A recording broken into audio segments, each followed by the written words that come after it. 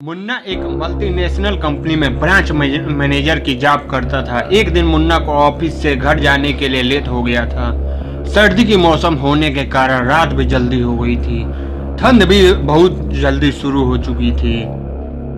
रास्ते में चलते चलते मुन्ना को अचानक एक आवाज सुनाई दी, रुक जाओ।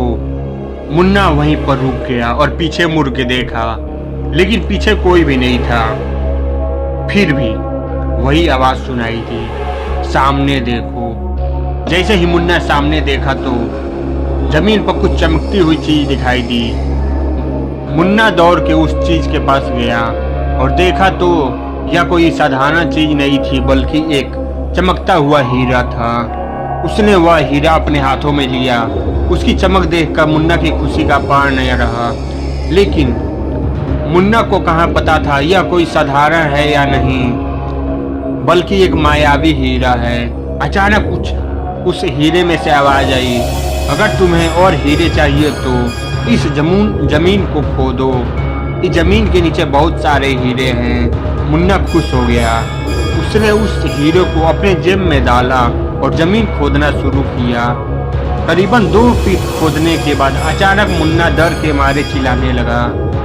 इसका कारण उसके संतुलन खो गया और जमीन पर गिर पड़ा, क्योंकि उस गड्ढे में से हीरे मोती नहीं बल्कि इंसान का कटा हुआ सिर मिला। अचानक वह सर हवा में उड़ने लगा और बोला, डरो मत, मैं तुम्हें कोई हानि नहीं पहुंचाऊंगा। मैं तुम्हें बहुत सारा हीरे जवाहरात दूंगा। बस मेरी बात ध्यान से सुनो। मैं जहां जाता हूं वहां मेरे पीछे आओ। फिर वह सिर हवा में उड़ता हुआ जंगल की ओर बढ़ने लगा। करीबन 1 किलोमीटर चलने के बाद वह सिर रुक गया। मुन्ना भी रुक गया। फिर उस सिर ने मुन्ना से कहा, इस जमीन के नीचे बहुत सारे हीरे मोती जवाहरात छुपे हुए हैं। इस जमीन पे खोद का काम शुरू करो। मुन्ना खुश हो गया और उस जमीन को खोदना शुरू कर दिया। खोदते खोदते उस जमीन के नीचे हीरे मोती तो नहीं मिला, बल्कि उस सिर का कटा हुआ धड़ मिला। उस सिर ने कहा, अब तुम्हें एक आखिरी काम करना है, उसके बाद मैं तुम्हें मालामाल कर दूंगा।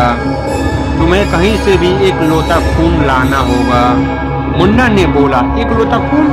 मैं एक लोटा खून कहाँ से लाऊंगा? उस सिर ने बोला, चलो मेरे साथ। वो डरावना चेहरा मुन्ना को साथ लेकर थोड़ी दूर पे गया। वहां उसे एक इंसान को जाते हुए देखा। वो सिर बोला, तुम इंसान को मारकर उसका खून ले आओ। मुन्ना डर गया और बोला, नहीं नहीं, मुझसे ये नहीं होगा। मैं ये नहीं कर सकता।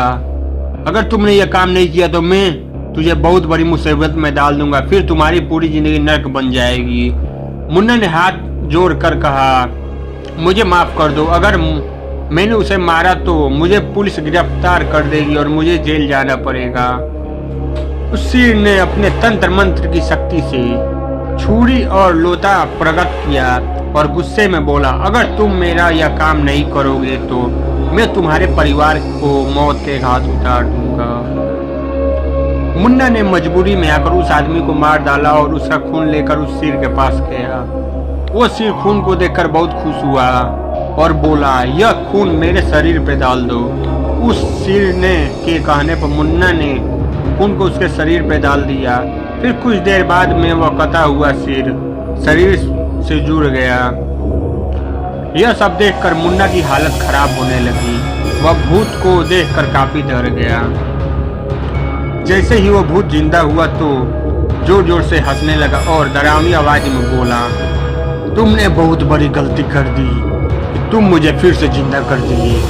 अब मैं तुम्हें ही नहीं बल्कि पूरे शहर को मौत के हाथ उतार दूंगा। डर के मारे मुन्ना के से आवाज भी नहीं निकल रही थी। वो अपनी जान बचाने के लिए वहां से दौड़ा, लेकिन उस भूत ने छलांग लगाकर मुन्ना को जमीन पे गिरा दिया और बोला, मुझे बहुत भूख लगी है, अब मैं तुम्हारा मांस खाऊंगा। जैसे ही भूत ने मांस खाने के लिए आगे बढ़ा, तुरंत उसका सिर धड़ से अलग हो गया।